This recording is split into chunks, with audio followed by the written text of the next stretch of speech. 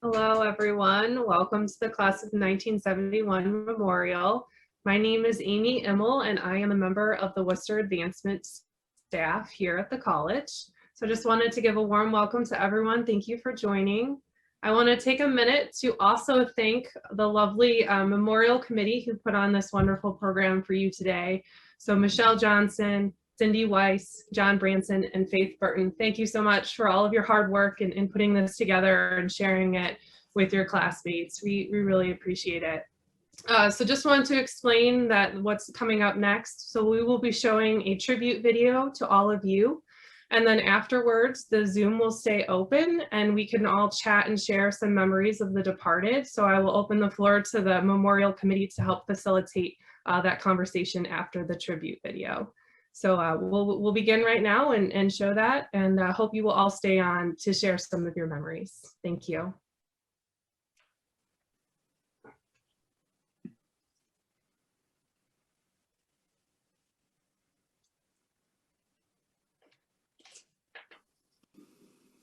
Welcome to the virtual memorial service for the class of 1971. Almost 50 individuals who were our classmates at Worcester when we began in the fall of 1967 have died since then. We gather today to remember and celebrate them. We take comfort in trusting that they are with God in ways beyond our understanding.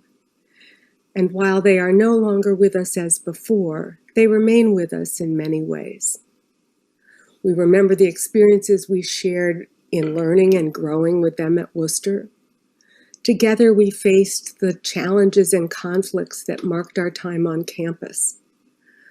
We also recall the laughter we enjoyed in their company, and their smiles are embedded in our memories of those years.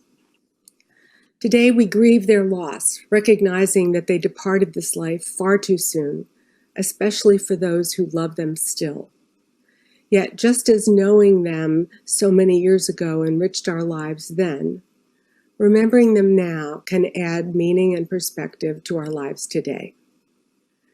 In remembering, we are called to honor them by finding joy and serving others in the days ahead that are left to us. Thank you for joining in this celebration of these very special people. In the rising of the sun and in its going down, we remember them. In the blowing of the wind and in the chill of winter, we remember them. In the opening of buds and in the rebirth of spring, we remember them.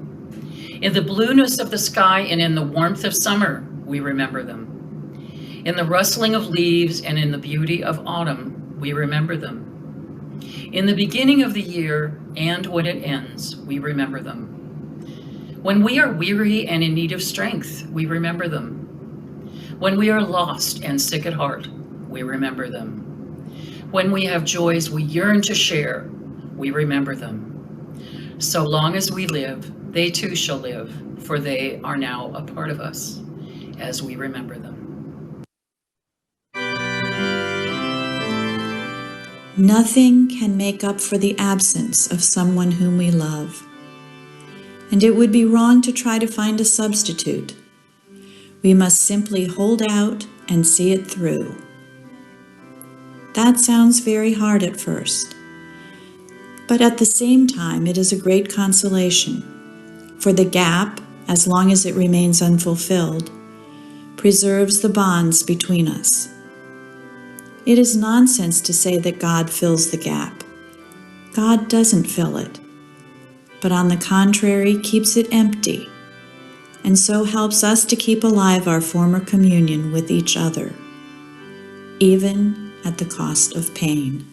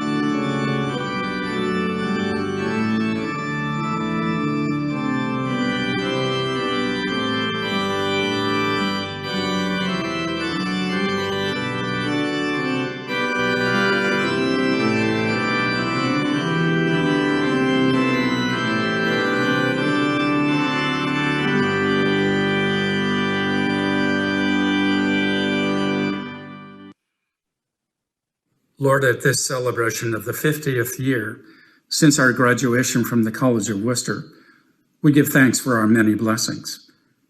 We are especially grateful for our many friendships, formed as we lived and learned together, competed with each other, fell in and out of love with one another. We recall the joys of memories that we shared with our classmates as we grew together and facing the issues that gripped our nation in those days. We lived together in a time of war, of civil unrest, and of great hate.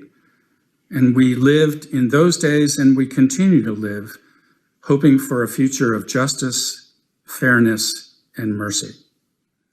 We come together today to honor the memories of classmates not here to celebrate with us. Their lives, loving, serving, sharing their gifts, were cut short, far too short. May we comfort those they loved and honor the causes they have served. May their faithfulness to the right, as you gave them hearts and eyes to see it, live on through us, with all the dedication and energy given us for the days ahead. May we live in the companionship of their spirits all the days of our lives. And so we ask your forgiveness and mercy for our failures and theirs, and all that we have left undone, and the hurts perhaps we have caused and never repaired. Teach us, as our classmates did, in their time to honor you, and to renew our strength, that, like those who have gone before us, that we all might mount up with wings as if eagles, run and not be weary, walk and not faint. Let us work for good in all things and give thanks for your steadfast love. And so to you be all praise and glory, world without end. Amen.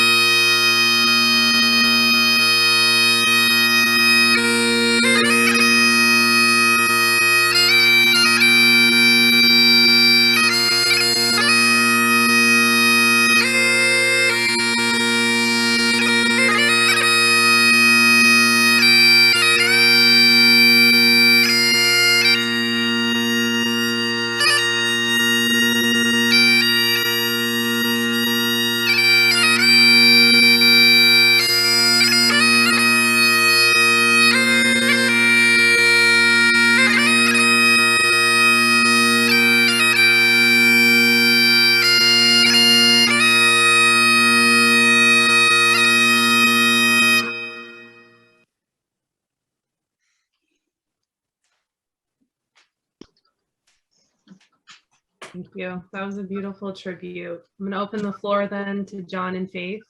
Go ahead. Thanks, Amy. Appreciate your time and effort. And again, we just thank the college for all your technical skill and your love and support all this way. So welcome to all of you. We are glad that we could join together in this rather somber moment of reflection, and curious as we saw pictures of our classmates and some music, which clearly was very stirring to us, if that brings up some thoughts and reflections that we need to talk about. Certainly there are some professors, of course, and members of the administration too, that are gone from us, and they have left a lasting impression upon all of us. So just curious if there are some of you who would like to speak up and talk about those days and your days today.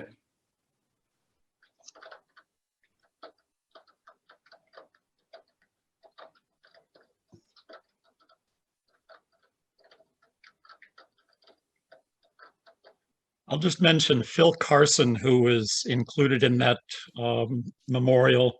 And he actually didn't graduate with us. I think he may have left after sophomore year. He might have even left after freshman year. But I thought about him because he was in Carnarvon Section C with me in our first year. And I was interested in finding out what had happened to him. And I contacted the alumni office, and they didn't have any record. They had a record of his address at the time of his enrollment here, but that was the extent of what they had. So fortunately, there was enough genealogy information on the web at that point that I started looking through it, and I found out that he had died. But in the course of doing that, I found out that he went back to Beaver Falls, Pennsylvania, where he had lived, and he entered into the family business, and I can't remember exactly what that was.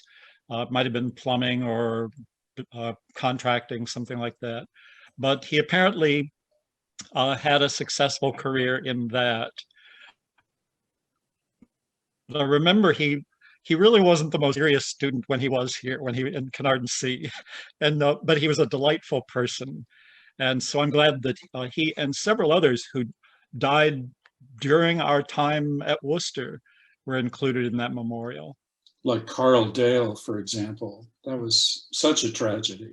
Yeah. Such a tragedy when we were there, for sure. In preparing this, at one point, I had the same question that Doug raised about, well, what happened to some of these people? So I started Googling the obituaries in places where I thought they might have lived. And I think we did pull together some of that information that we can post or otherwise make available. Sometimes it was very informative, like particularly with Gregory Hill. He turned out to be an archivist at the National Archives in African American Studies, so he was right here, but I never knew that. And so we'll make that available. I think we can do that if it sheds any additional information on people of interest to you.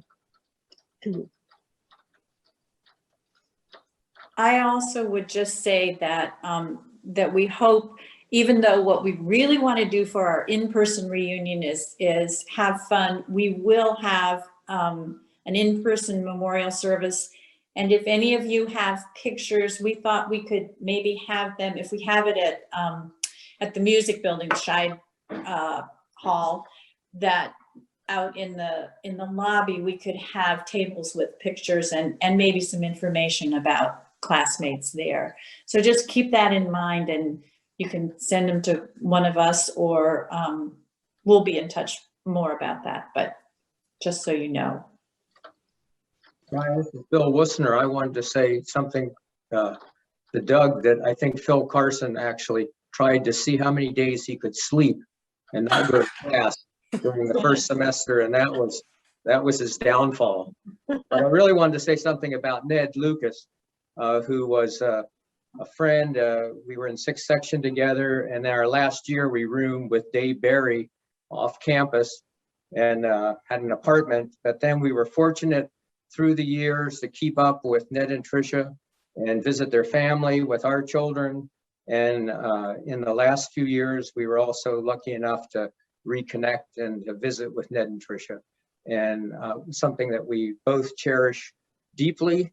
And Ned was the kind of person who would do anything for you. And he also, would be, as soon as you got together with him again, it was like you had just, walked into his room in Worcester, and you were friends, and you could just catch up on everything. And that was something that I always will remember. That's great. Thank you, Bill.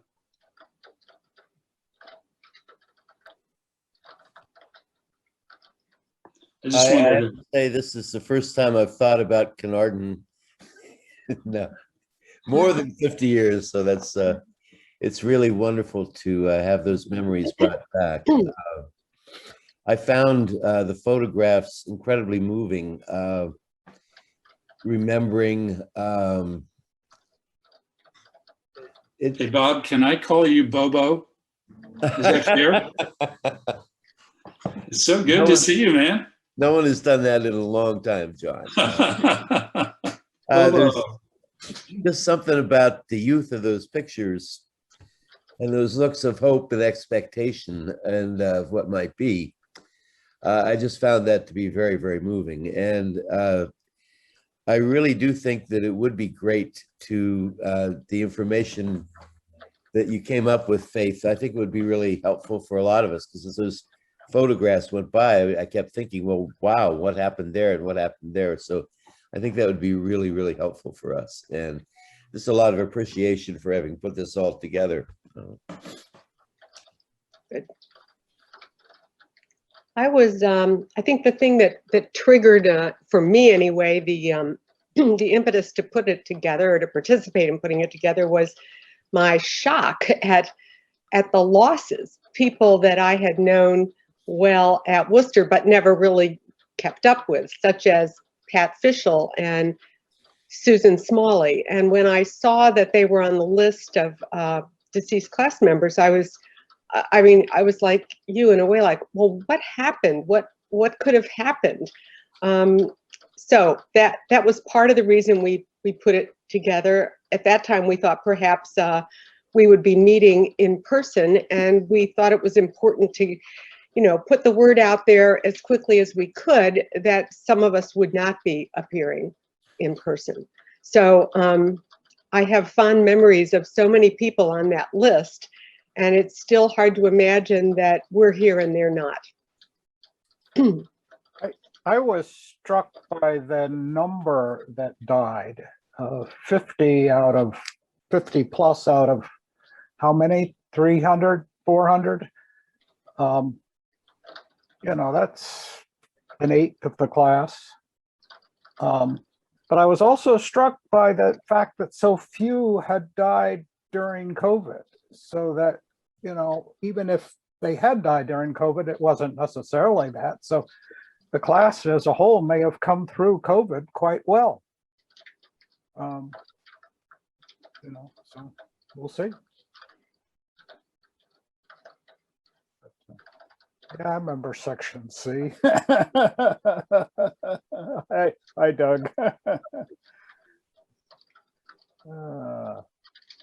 Somehow, we women who have memories of Carnarvon are usually from freshman year, having to get dressed again and trudge across the campus to go to dinner in the basement dining room and trudge back.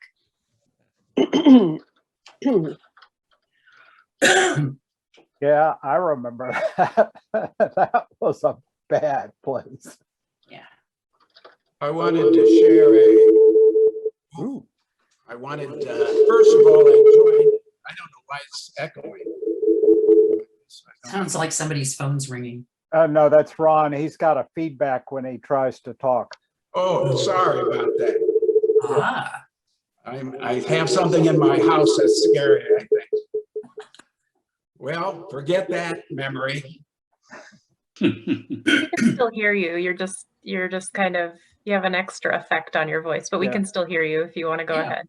Oh, okay. Well, I had a memory about Denny Warner. Denny I grew up with in Akron, Ohio, and we played football. I was at St. Vincent's, he was at Hoban. And one day I said something smart. I said something smart, which I didn't say too many things smart at Worcester, but I said something smart to Denny, and we were in Lowry Center, and Denny held one leg of mine, and Pinball, Tom Crevice, held the other, and hung me over those spiral staircase and threatened to drop me if I didn't take it back. Well, I took it back and I survived that. So Denny Warner, I kept in touch with him and Paul Becca, who was a great baseball player. And I still see probably 10 or 12 of the alumni every year in Savannah. We go to the Savannah Music Festival together. So it was interesting to see those names. I didn't know what happened to Wally Hill. Wally Hill ended up at the Smithsonian Institute, I guess. And I never saw him again since graduation, but I certainly miss Wally. So anyhow, I just joined this group to make sure my name wasn't on the list. Yeah. Right. That's great. I think I too was struck by the sheer numbers. And I thought that I had kept track reading the obits with every alumni magazine. And I was shocked that the people who appeared in this wonderful tribute that you put together that I hadn't realized were gone. And I also, my connection was a little screwy at the beginning, and I think that you might not have included Robert Colton, who died this past winter at the beginning of the COVID pandemic. And I think his was if not a COVID death, at least COVID related death. But it was very early on in that. Thank you. Where was he? Where was he? He was in the DC area. I think he actually lived in Arlington. Okay. Okay. You're right. His name was not, we didn't have that name, nor had I heard about his death. So we appreciate knowing that. I think that I noted it at some point in a little Facebook exchange about people who were gone, but that was a while back. Yeah. Thanks for that information. Yes, thank you, Pat. We'll make sure to have that updated from the college's perspective as well. And thanks so much to all of you who made this possible. It was important, very important, I think, for us to be able to see this.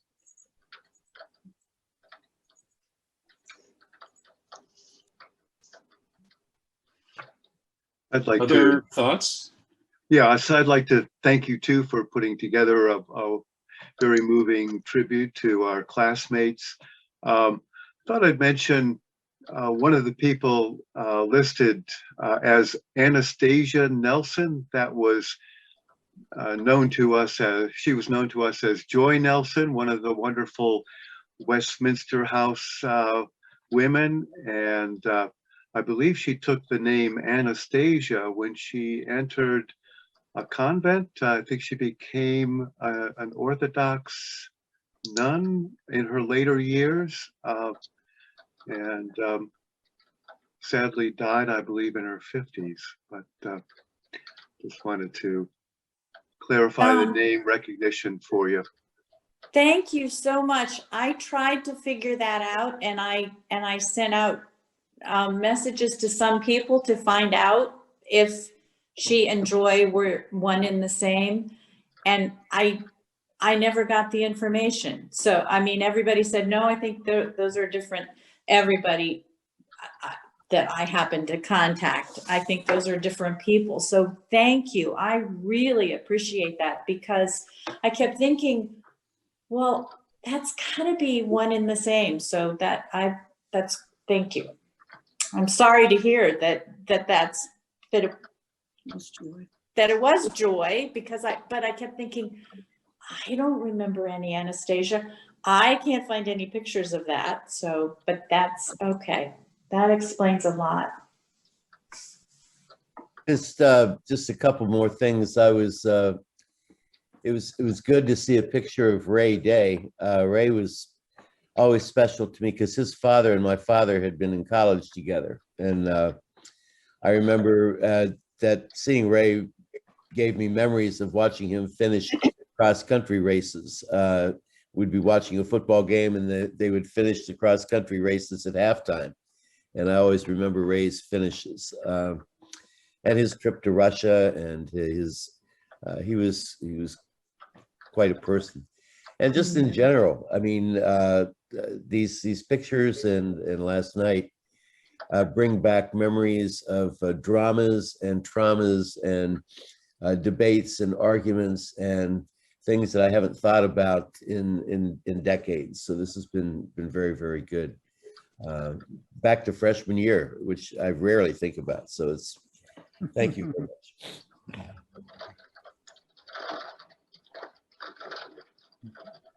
I just want to add kudos to the college for having regional gatherings from time to time. And unfortunately, during the last year, we haven't been able to do that. I didn't, but Ray was in Evanston, Illinois. I don't remember him coming to any of the Chicago area Worcester alumni gatherings, although he might have maybe times I didn't go.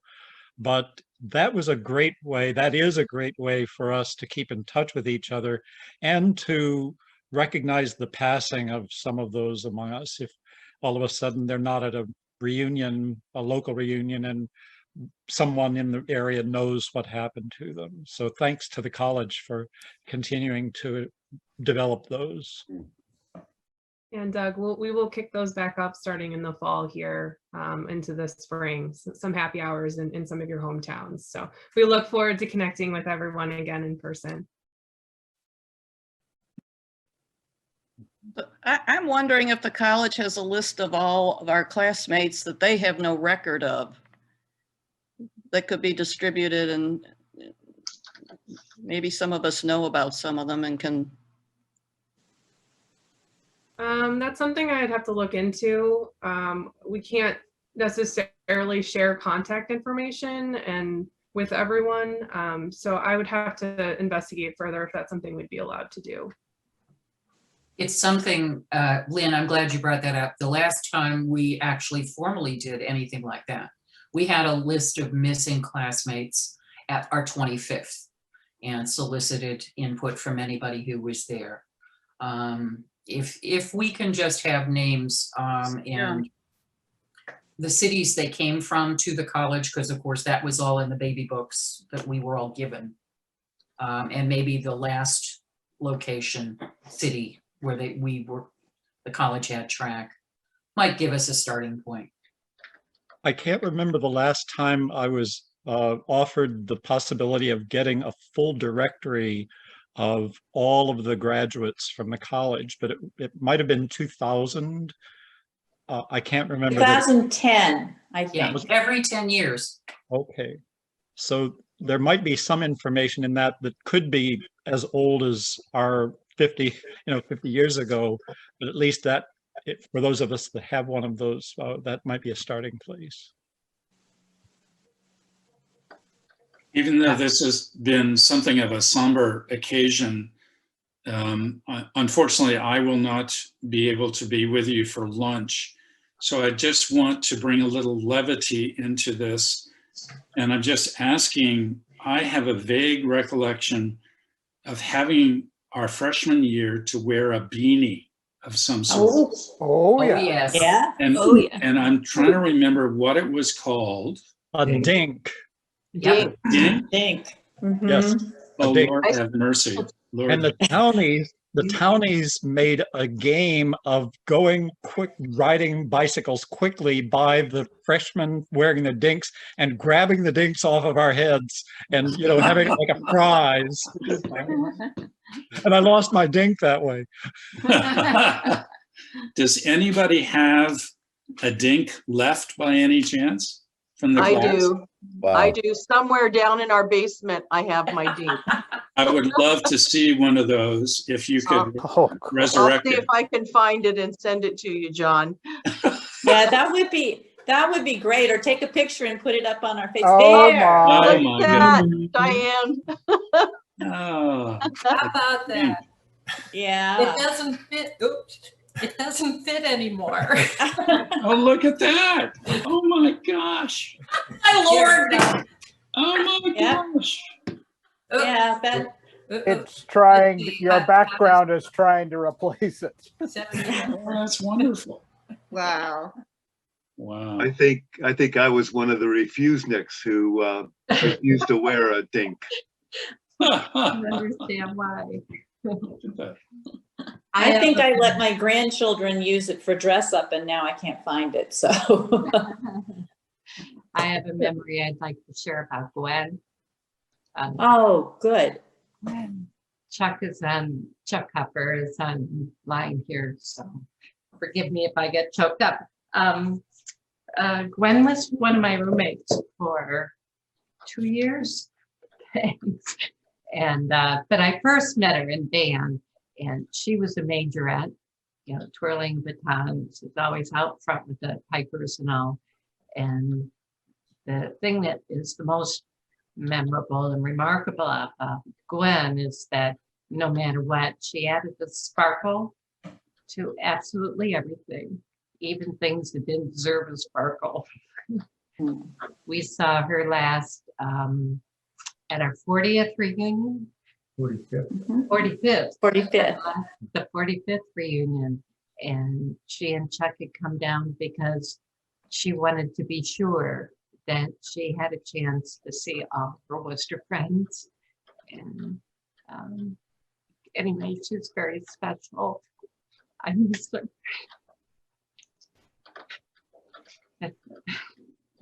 Yeah, I think Chuck and Gwen were the last two people I talked to before Lynn and I left after our 45th reunion. And so that's a special memory. I wanted to say something to the group that for those of you who knew Ned, you knew that Worcester was a phenomenal port in the storm for him after a very, very challenging time in prep school. And it was a lot of your friendships that set him on a path of success and joy in his life. Well, thank you. Tricia, I just, speaking about Ned, Ned came from a boarding school, as did I. So we commiserated a lot about the crappy experience we had in those days. And Worcester, as it was for him, it certainly was for me, an opportunity for resurrection, redemption in many respects. It was a huge restorative in so many different ways. So I really treasure that friendship and that camaraderie of being able to walk the walk and talk the talk in a particular way. So thank you for that. Tricia, Ned was one of the first people I met because he and John Strader and I met at the Cleveland bus station because we had taken an early flight from Boston to Cleveland. And then we had to wait for a 4 o'clock bus to get us to Worcester.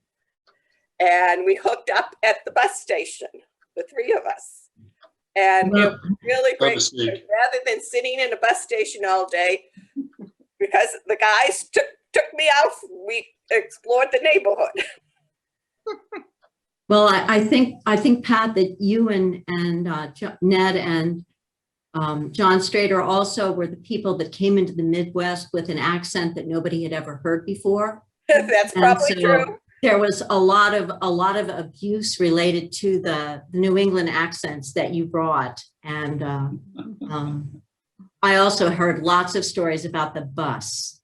I remember the story of it being very hot. The window, it was not air conditioned, and they were spreading the manure on the fields. That was always Ned's story. It was, I think I blocked that out. But we had salt on the bus too. From Seacoast, Maine, the fields of agricultural Ohio were somewhat of a shock. But just so you know, this is another Gwen memory. She was the only one, and she every so often would call me Boston.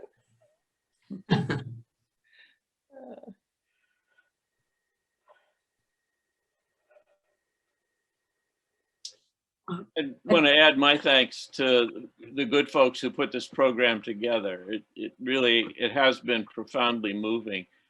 And I want to just say a few words of remembrance of Ron Mayer. Ron and John Rogers and I were roommates at Crandall House on our sophomore year. And one of the things that folks in Crandall House that year learned was that when you stepped into our room, you had to step carefully because Ron's juggling balls of many denominations were often scattered around on the floor, and you had to be very careful that you didn't trip on them. He tried to corral them under the bed as best he could, but that didn't always work. And that was learning to juggle was one of my really productive Worcester learning experiences. But the other thing I wanted to share about Ron is I think he may have been the most naturally easygoing person that I'd ever met, and I probably envied that some because I was anything but. And one example I think of was actually our senior year. We were back in Crandall House, and Ron had allowed his IS to just kind of languish until about 2 weeks before it was due. I don't know if anybody else remembers this, but he was on the top floor of Crandall House those last 2 weeks. And I remember so strongly seeing him sit at a table working and concentric circles of Coke cans surrounding him and the desk. I think they were cans, not bottles. And the concentric circles kept growing over those 2 weeks. Ron lived, I think, on Coca-Cola to get his IS done. And then the night before IS Monday, there was a small army of us typing up sections of his IS so that he could turn it in. And it was kind of a pleasure because I think, as I think about it now, something about Ron's nature, that easygoing way that he had, he just drew you to him and you liked him. And it was really a joy to be with him. So it's hard to believe he's not with us now, but I'm very thankful for the memories. I'll concur with Rod regarding Ron Mayer. I was also in Crandall sophomore year and also learned how to juggle. And also Ron taught me how to drive a stick shift. He had a red Valiant at that time, and he was going back to Madison, New Jersey for Christmas vacation, and he didn't want to leave his car at the school. So I had to learn how to drive a standard shift to get the car back to Mansfield. And then I also, if you remember the Bill Cosby skit about driving in San Francisco with a stick shift, I had to try and plan my trip so I didn't have any hills to stop on getting home. But I was also part of that crew to get Ron's IS done. Carlisle Marshall and I were there up in the top floor, and we were creating an annotated bibliography for his history IS, and I had never read any of the books that Ron was trying to quote in his IS, but we were just making up things along the way. And that was probably the only time I pulled an all-nighter, at Worcester. So it sounds like Ron was a real Tom Sawyer in getting people to work for him. But the other question I have is, didn't you guys have to finish your ISs, or had you gotten them done early? I'd already had mine turned in, at that time. I'm thinking Ron was perhaps the last one to turn his in. I sort of have this vague memory, of running across campus or whatever. Probably so, yeah. Yeah. But the other thing that Ron and Rod was, we went on a camping trip up into Algonquin National Park. And it was also the time when there was a hurricane in the Gulf of St. Lawrence, and it rained every single day while we were in Algonquin for a week. But we managed to survive. So you probably remember that one, Rod. Yeah, one of us remembered to bring a Boy Scout handbook. Was it you, Don? Helped us survive. Yeah, but it was also Ron, because in Algonquin you had a campsite on every point of land, But Ron wanted to go up to this lean-to on the first night, halfway up a hillside. And that was the first night that we had a terrific downpour. I mean, it rained all night. Oh, yeah. And water usually goes downhill, and it basically wiped us out that first night. So. Indeed. Yeah. Yeah. I wonder if I could make a plea about something that affected me. And my first year, I got to know Keith Morgan, and he and I agreed that our sophomore year we would room together. But in the second half of the sophomore year, he took a study abroad in Paris, I believe. And I was assigned an African-American student who was at Worcester, perhaps only for that semester. So it would have been the spring semester of the 68-69 school year. And I remember that this was the first African-American person I had spent any significant length of time with. And I remember one night that he was at his desk and I was at my desk, and I could hear him crying. And I didn't say anything to him, nor make any real connection with him during his time there. And more recently, I've been very sad about my failure in that regard. But I can't remember his name, and I contacted the alumni office to see if it was possible to identify him. And the records were so old, they weren't sure that they could even uncover that. But I just wondered if anyone knew of an African-American student who came from some college, I think some historically Black college in the South, for one semester of 68-69 school year, and then went back to his college down south after that. I think that was most likely an exchange student from Miles College in Birmingham, Alabama.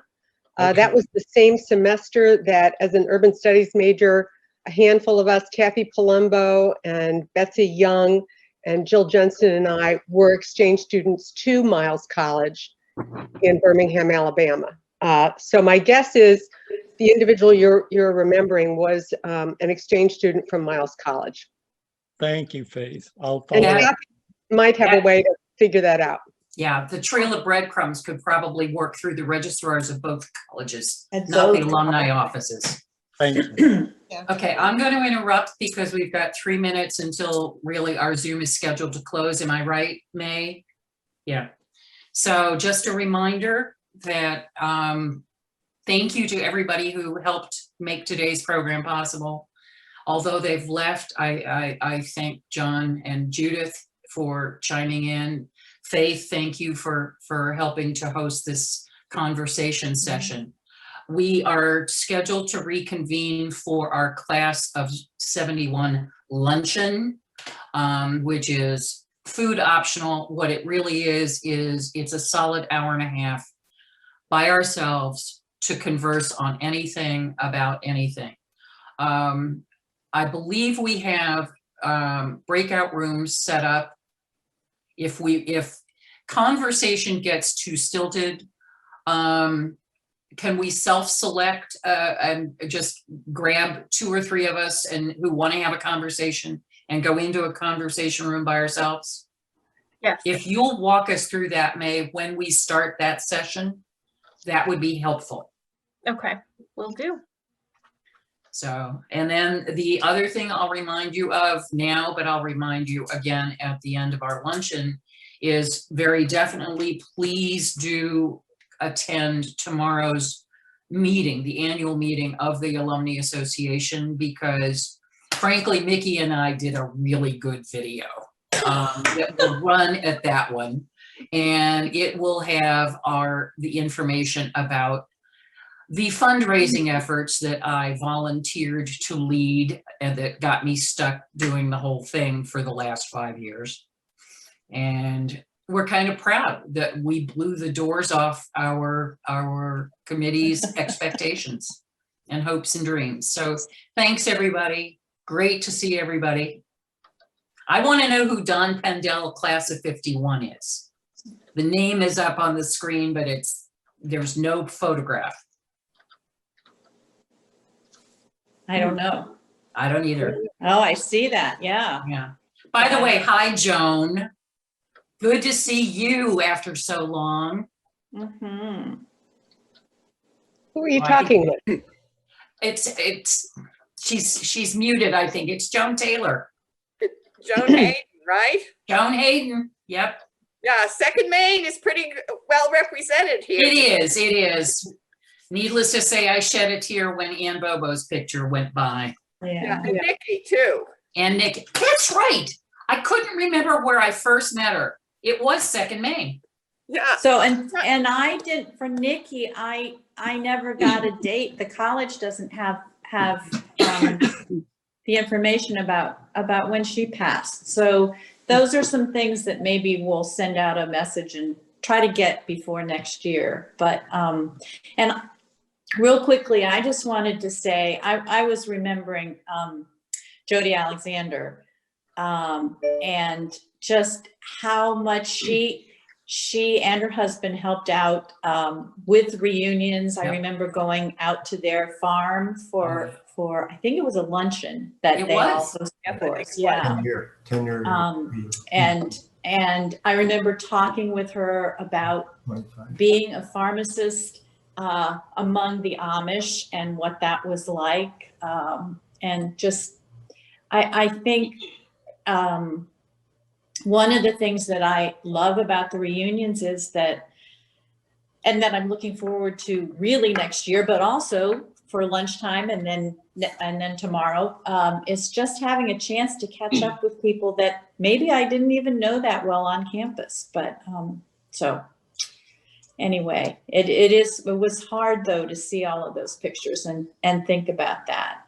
And some of them we were talking about, yes, we graduated with over 300, but we started off with over 500 our freshman year. So that's, I always thought our classes were so much smaller than they are now, but they really weren't. Well, I think we were the largest class that the college had at the time. Yeah, I think you're right, Pat. I knew that. I thought it was more like 400, but okay. Before we sign off, I just want to remember Tom LaMonica. I don't know if you all recall him as a great lacrosse player. Oh yeah. And I never knew what lacrosse was until I got to Worcester. I don't think they had it in Chicago at that time. And he was really quite an athlete.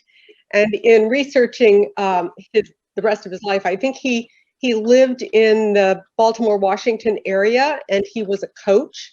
And there were all kinds of plaudits, I think, on his obituary relating to what a fine coach and friend and mentor he was, I think, carrying on with his lacrosse career.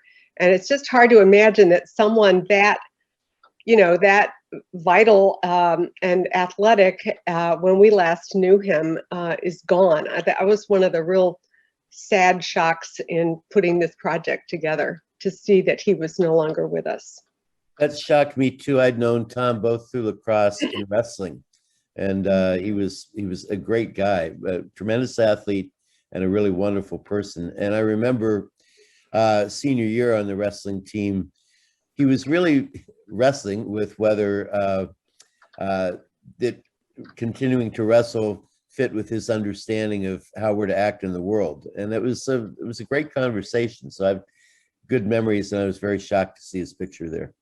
Bob, Tommy was from Baltimore, and so I met him early when we were as freshmen, and he tells the wonderful story of walking across the campus early in freshman year with a lacrosse stick and having absolutely no one know what he had in his hand and asking him about it. And when he went back to Baltimore, he went back to coach at the Friends School, which is where he had gone to high school and where he had learned and played such wonderful lacrosse. And he grew up on a farm in a rural part of Baltimore County outside of the city. He was a truly unique, a very, very unique guy, and a great coach. A great coach. Which school was that? Pardon? Which Friends School was that? It was the French school in Baltimore. I think at Oh, that point in okay. time, Steve, there was only one. It was, and I don't think it was, I think it was a day school only. I went to Sandy Spring Friends School in Sandy Spring down in Montgomery County. And I played lacrosse there. Yeah, well, Baltimore, Maryland and Virginia were the Yeah, only. Maryland. And, Yeah. I only knew what a lacrosse stick was because I attended a history lecture up at Fort Michilimackinac. And the lacrosse game by the Indians outside the fort walls was what enticed the colonists to let them in, much to their regret. Anyway, it's time for us to adjourn. Okay. We will keep the conversations going. Memories, memorials, jokes, witty sayings, juggling demonstrations, if anybody still remembers how.